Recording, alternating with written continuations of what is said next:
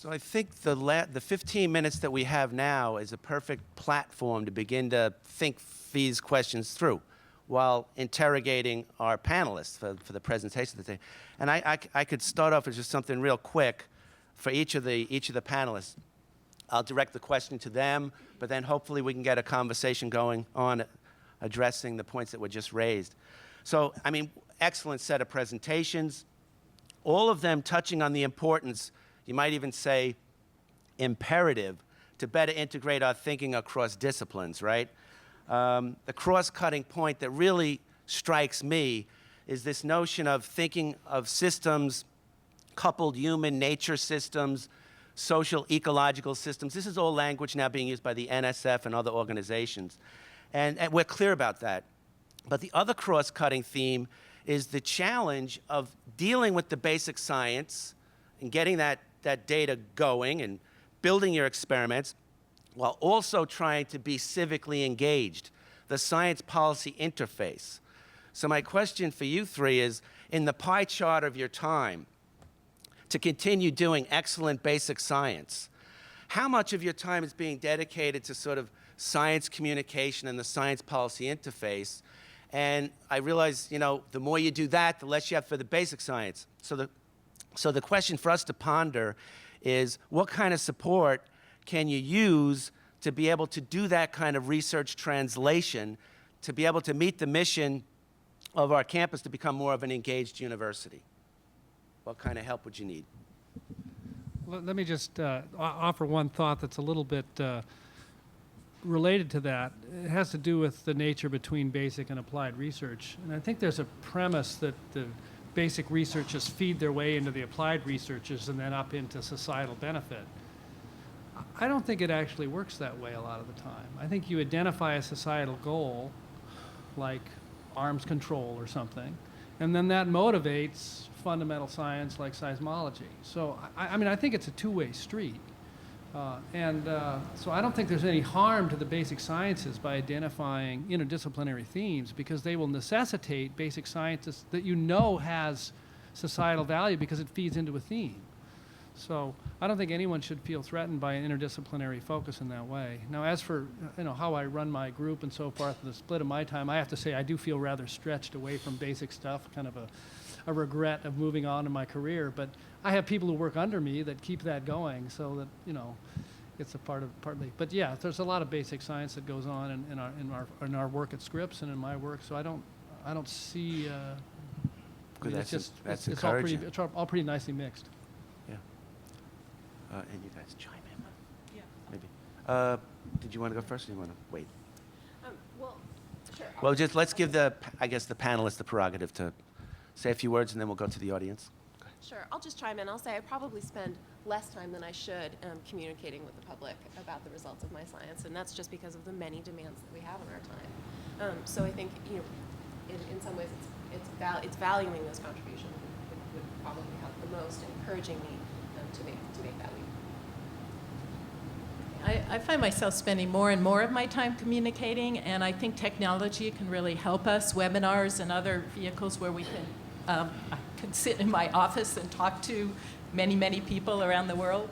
I also think interdisciplinary graduate training is a very important part of this, because training our students to be communicators is going to make it a lot easier for them to be both scientists and address policy and address communication. And so starting right maybe at the undergraduate level and moving on up, it's going to make it easier than, say, for my generation, where we were never taught to communicate as part of our PhD research. So, we had a question, yeah. Yeah, I'd be interested in your comments. Well, first of all, I thought they were great presentations, and I really, really enjoyed hearing them. I'd be really interested in hearing your perception of uniqueness from 2 points of view. One is the thing that you talked about something that everybody is talking about, or that you're way ahead of the curve on?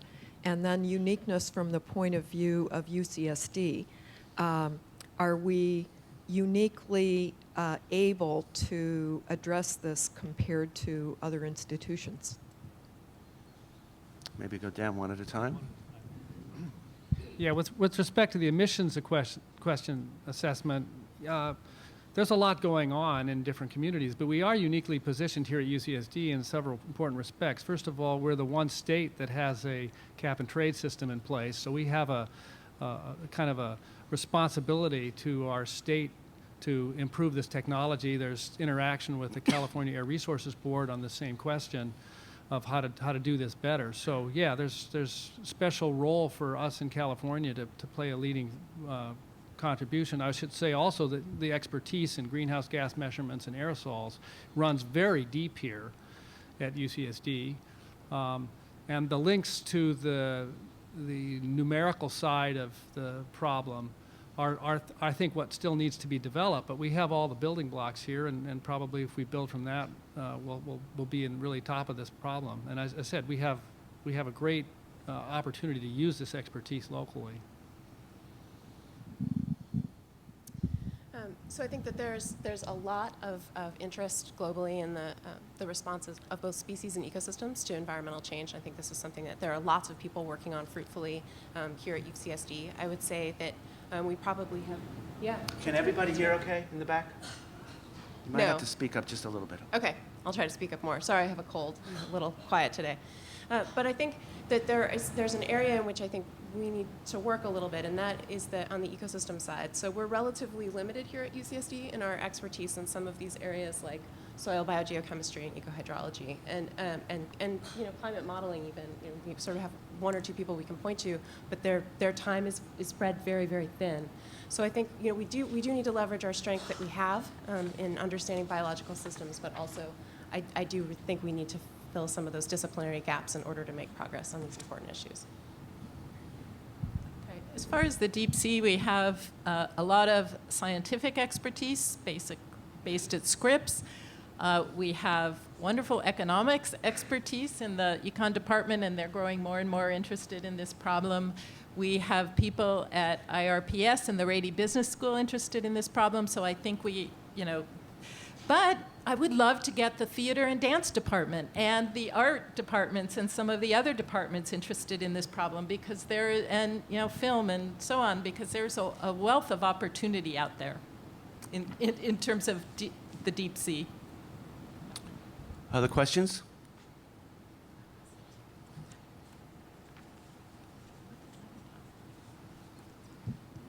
If you could name one or two or even three things that you think the university could do that would help you advance your goals in a quantum way, not just to take the next baby step, but really in a large scale way to scale up some of these efforts. Could you just describe what some of those things might be? What types of things might help?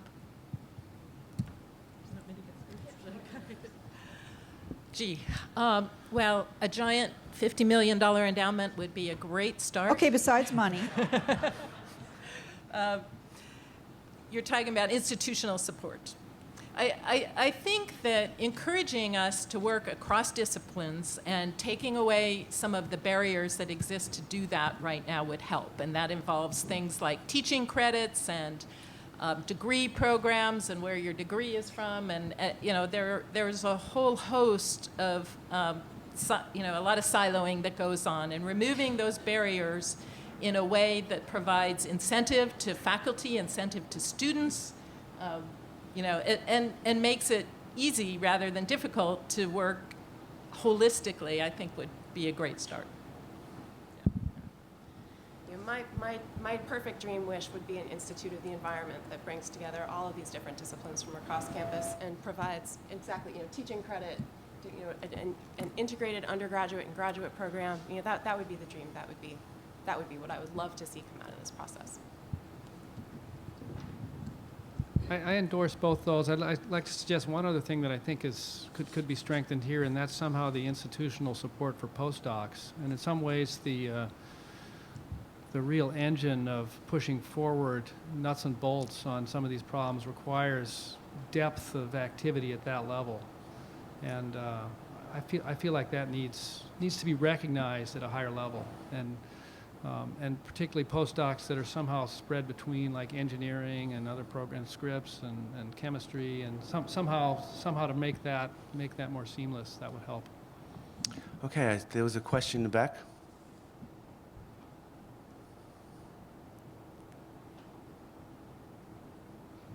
I had a couple of questions for Ralph Keeling. First, you described your dream as doing an inverse problem on atmospheric measurements, which sounds kind of hard. What have you thought about instrumenting the sources of emission themselves? You know, and what the feasibility of that is.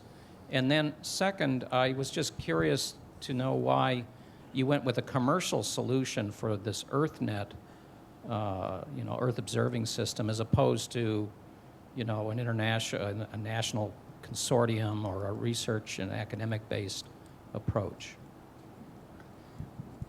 The first question first on why not instrument the sources. Well, that can and should be the right approach for looking at things like stack emissions, where you have a concentrated source. But a lot of the sources of greenhouse gases aren't known ahead of time, or they may be dispersed.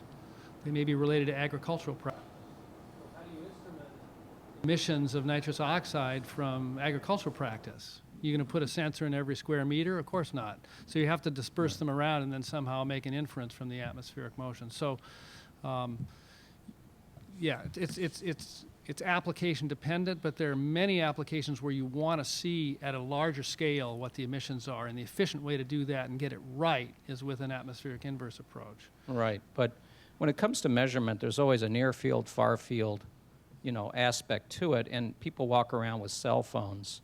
There's millions of cell phones. Could those be your instruments to gather, sort of the near field in situ data? Well, most of the species we're thinking about, which we need to control, are not so easily measured as that. There may be a few exceptions. So, for example, let me segue to your second question. In the case of the Earth Networks deployment, they're putting basically $50,000 boxes out there plus additional hardware just to measure carbon dioxide and methane well enough to do this. That's not ready to be miniaturized and attached to a cell phone, not even close. I would bet it would actually never get there, but it may get better.